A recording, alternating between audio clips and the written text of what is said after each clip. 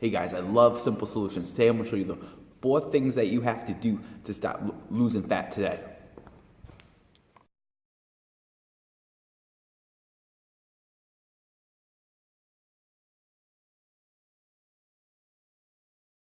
Hey guys, I'm going to go over 4 simple things that you can start doing to help you lose fat. If you're a simple-minded guy or girl like me, this stuff will really help you out. If you're more analytical, you like to understand everything that's involved, maybe it won't help you out as much. But I like really simple things because you can take it, you can go running with it, you can take action easier, more frequently, and that's what we're going to go over today. So number 1 is basically eating unprocessed food. And I don't want you to think about this in an all or nothing mentality, but I want you to think about this in a continuum. So think of one side you have like really processed food, and then on the other side you have like unprocessed food. So this could be like maybe a piece of cake, and then you got broccoli. But in between here you might have like something like an English muffin or something like that. Like you don't have to be way down here all the time to get results. If you're way here and you say you start moving up here, you're going to start getting results. So don't focus on being perfect, but like think of like what can you eat today that's a little less processed than yesterday. And the reason why this works really well is because when you eat these foods, when you eat less unprocessed food, you're going to have more energy. You're going to be healthier. They're going to fill you up more, and a great benefit from this is most of the time you'll absorb less calories. So for example, if you have like 300 calories from we'll go cake again, or 300 calories from like a sweet potato, if you eat that sweet potato, you're going to absorb less of those calories versus a cake, you're going to absorb all those calories, right? So that's number 1. Number 2 is we want to work on basically eating less. And the way we can do this a bunch of different ways, and there's a lot of ways this can be effective, but I find the simplest way is just to eat slower. And the reason why this is effective is because when you eat slower, you give your gut a time to tell your brain, hey, we're starting to feel satisfied down here.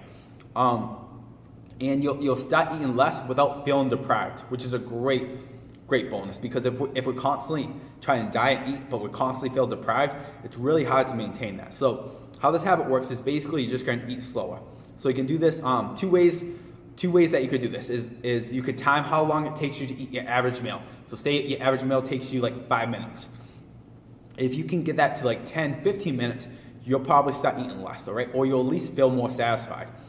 The second way you can do this is put your utensil down. So your spoon, your fork, if you're having like a sandwich or a wrap, whatever you're having. You take a bite, you put it down, you don't pick it back up until you're completely done with your bite and the food's no longer in your mouth. It seems super simple, but it's just going to make it a lot easier to slow things down.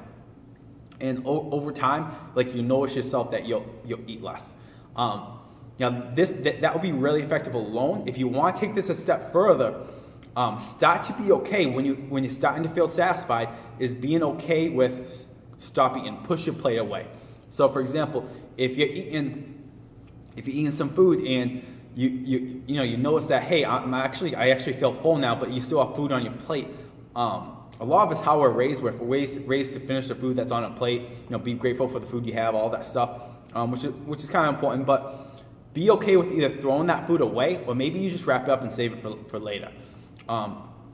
And even if and this is where it becomes an effective fat loss habit, because if you eat like say 100 less calories with each meal, you say you eat 4 times a day, that can be up to you're decreasing how much calories you're having by 400 calories a day. You times that by 7, you times that by 4 weeks, you times that by 52 weeks, it's going to be a lot easier to lose fat. And again, and you do it in a way that you don't feel super deprived. The third thing that I want you guys to focus on is focus on your quality of sleep. So try to get better quality of sleep, or try to sleep longer. Now, if you're say you're a good sleeper, if you want to take this a step further again, is work on recovery methods. So recovery methods are things that are going to help you recover and de-stress. So I really like walks, especially walks outside, because they're therapeutic. They're going to relax you. Plus, you burn a little extra calories. Or you can do things like meditation, deep breathing, stretching, meditation. Because it's really hard It's almost impossible for some people to lose fat if you're constantly like really overwhelmed, or you're constantly in a state of stress. That's physical, if that's chronic physical stress, chronic mental stress, or maybe chronic emotional stress. All right, number 4 is develop a growth mindset. So growth mindset is when you is when you like basically you hit a wall, and instead of saying, you know, I suck, I'll never be able to do this, you start asking yourself questions like, okay, why did I suck today? Like, what can I do differently tomorrow so that this is a little easier for me, so I'm a little better? Or what do I need to learn? Or who do I need to talk to so I can learn how to be better for next time? That's a growth mindset, and that's what you want with this, because if you're not like that, like experience should make you smarter, more wise. It should